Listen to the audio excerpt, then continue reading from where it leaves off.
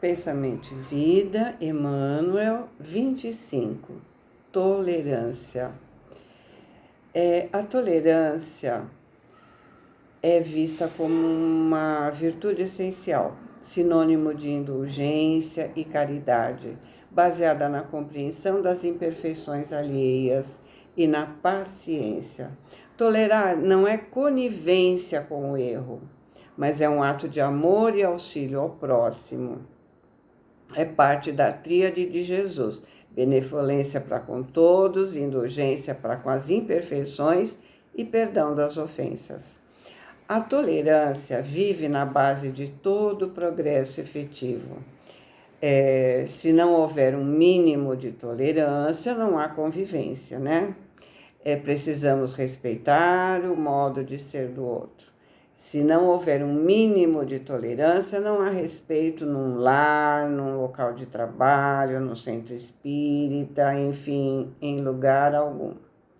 As peças de qualquer máquina suportam umas às outras para que surja essa ou aquela produção de benefícios determinados. Ou seja, para que o motor funcione, é preciso que as peças interajam entre si.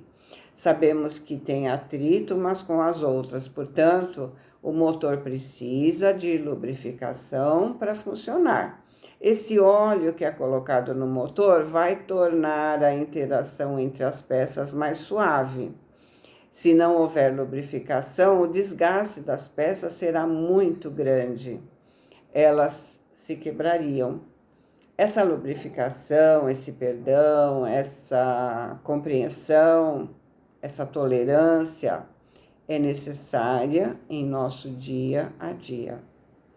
Todas as bênçãos da natureza constituem larga sequência de manifestações da abençoada virtude que inspira a verdadeira fraternidade. A natureza também demonstra tolerância. Por exemplo, a árvore, ela tolera as formigas. As flores toleram as abelhas que retiram seu pólen.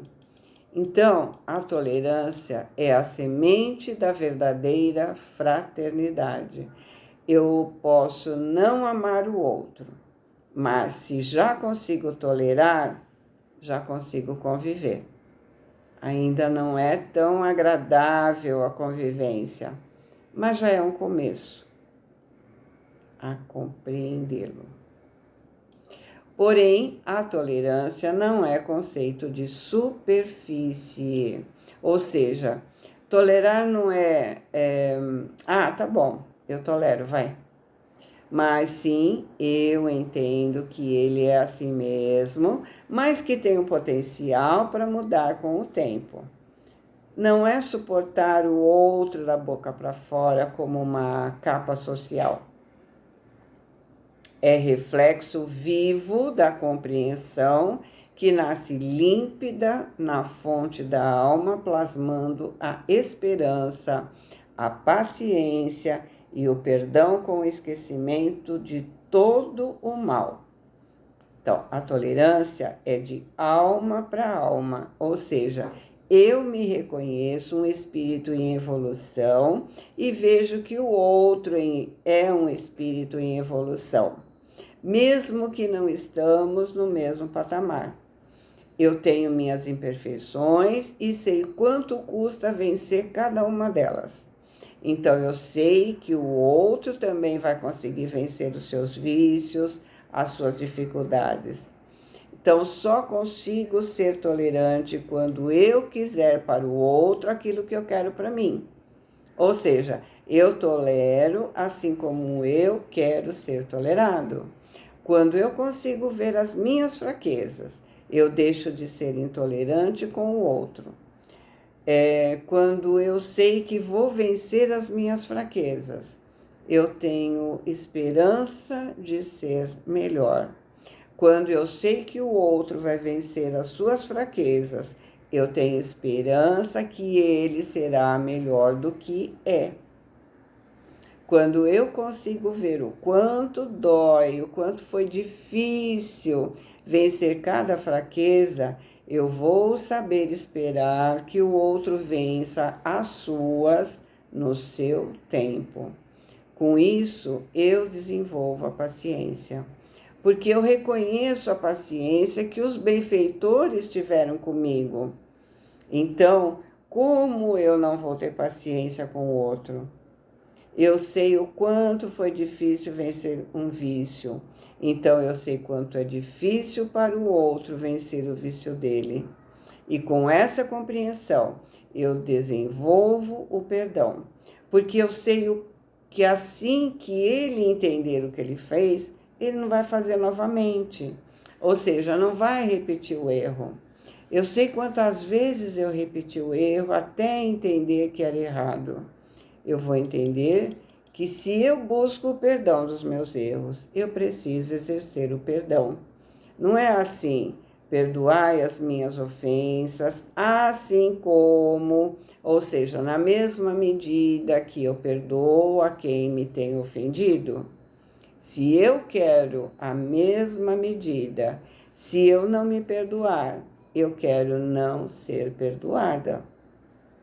Claro que não é tão simples assim. Não dá para ser tolerante do dia para a noite. É gradual, assim como é gradual vencer cada vício. Pedir que os outros pensem com a nossa cabeça seria exigir que o mundo se adaptasse aos nossos caprichos, quando é nossa obrigação nos adaptarmos com dignidade ao mundo, dentro da firme disposição de ajudá-lo. Então, se eu quiser que todos estejam no meu patamar, é me achar o centro do universo. É achar que eu estou certa e todo aquele que não for igual a mim está errado. Eu preciso saber que tenho muito a aprender e alguma coisa a ensinar. Eu preciso entender o outro, mas devo ajudá-lo a se modificar. Porque passar a mão na cabeça dele e pronto, vai ser fazer com que ele pense que está tudo bem e que não há nada para ser modificado. Isso não é ser cristão. Isso não é ajudar. A providência divina reflete em toda parte a tolerância sábia e ativa. Deus não reclama da semente a produção imediata da espécie a que corresponde. Dá-lhe tempo para germinar, crescer, florir e frutificar. Não solicita do riacho improvisada integração com o mar que o espera. Dá-lhe caminhos no solo, lhe ofertando o tempo necessário à superação da marcha. Então, a tolerância deve ser ativa. Não é entender, tipo, ele é assim mesmo, um dia ele muda. Não. É mostrar como poderia ser e esperar o amadurecimento. A semente precisa de tempo para crescer e dar frutos, mas se a gente não nutrir a semente, ela não vai chegar a dar frutos. O adubo que nós recebemos, precisamos dar a ele, para que ele também cresça. A água da fonte não chega imediatamente ao mar. Ela leva tempo até percorrer todo o caminho até o mar. Todos precisamos de tempo para nos melhorarmos. Assim também, de alma para alma, é imperioso não tenhamos qualquer atitude de violência. A brutalidade do homem impulsivo e a irritação do enfermo deseducado, tanto quanto a garra no animal e o espinho na roseira, representam indícios naturais na condição evolutiva em que se encontram. Opor ódio ao ódio é operar a destruição. Não se apaga fogo com fósforo, né? Ou com combustível. o autor de qualquer injúria invoca o mal para si mesmo. Em vista disso, o mal só é realmente mal para quem o pratica. Se vingar do mal na base da inconsequência em que se expressa é assimilar o seu veneno. Então, se eu retribuir o mal com o mal, eu estarei me igualando a ele, em que eu sou superior a ele, se eu estou agindo na mesma forma. Se eu não perdoar, eu estarei bebendo e querendo que o outro morra com esse veneno que eu estou bebendo. Se eu descer ao patamar dele, é porque eu ainda não subi de verdade. Não subi realmente. E se eu realmente quero ajudá-lo, devo dar o exemplo. Eu preciso mostrar uma postura mais elevada para que ele possa seguir o exemplo e mudar também. Que postura? A postura do silêncio, da compreensão, do perdão, do não revidar diante da ofensa. Vamos lembrar que o único mal que nos faz mal é o mal que praticamos. Então, revidar é descer de patamar, é abrir mão de progredir, é adiar a minha evolução, é abrir mão de ajudar o outro a progredir. É imprescindível tratar a ignorância com o carinho medicamentoso que dispensamos ao tratamento de uma chaga, porque golpear a ferida sem caridade será o mesmo que converter a moléstia curável num aleijão sem remédio. Devemos ver a ignorância do outro como uma enfermidade. A calúnia, a maledicência, o ódio devem ser vistas como enfermidades que pedem medicamento. Se eu ficar acusando, por exemplo, eu só vou aumentar a ferida que deveria ser tratada. Mas se eu me mantiver em silêncio, em oração, se eu der bons exemplos, estarei eliminando essa infecção. Ou, pelo menos, estarei contendo o aumento do problema. Não devo me fixar no mal, para não refletir o mal. Por esse motivo, a tolerância é, acima de tudo, o completo esquecimento de todo o mal, com serviço incessante no bem. Quem com os lábios repete palavras de perdão de maneira constante, demonstra acalentar a volúpia da mágoa com que se acomoda perdendo tempo. Então, quem fica o tempo todo repetindo que perdoou o outro, na verdade está querendo se convencer de algo que ainda não fez. Quem realmente perdoou, perdoou. Fim. Não fica repetindo o fato indefinitivamente. Se continuar falando, é porque aquilo ainda está vivo dentro da pessoa. Perdoar não é esquecer, porque o fato existiu. Mas sim é esquecer a emoção que aquilo causou. É entender que o outro fez o que fez porque está em outro patamar de entendimento. Mas que um dia ele vai amadurecer e não fará mais aquele tipo de coisa. Perdoar é esquecer a sombra buscando a luz. É olhar o acontecido com um olhar mais maduro, com entendimento. Não é dobrar os joelhos, ou seja, não é aceitar passivamente o que o outro fez. Ou escalar galerias de superioridade mendaz, ou seja, não é se colocar na posição de o que vem de baixo não me atinge. Teatralizando os impulsos do coração. Veja como eu sou superior, perdoei o que ele me fez. Mas sim, persistir no trabalho renovador, criando o bem e a harmonia pelos quais aqueles que não nos entendam de imediato nos observem com diversa interpretação, compreendendo nosso idioma inarticulado do exemplo, compreendendo que o outro e, portanto, não revidando, damos exemplo de como agir. E mesmo que ele não entenda de imediato, um dia ele vai entender a bobagem que ele fez e vai mudar de postura. O Cristo nos oferece um modelo de tolerância ideal, em regressando do túmulo ao encontro dos aprendizes desapontados. Longe de se referir à deserção de Pedro ou à fraqueza de Judas, para dizer com a boca que os desculpava. Refere-se ao serviço de redenção, induzindo-os a recomeçar o apostolado do bem eterno.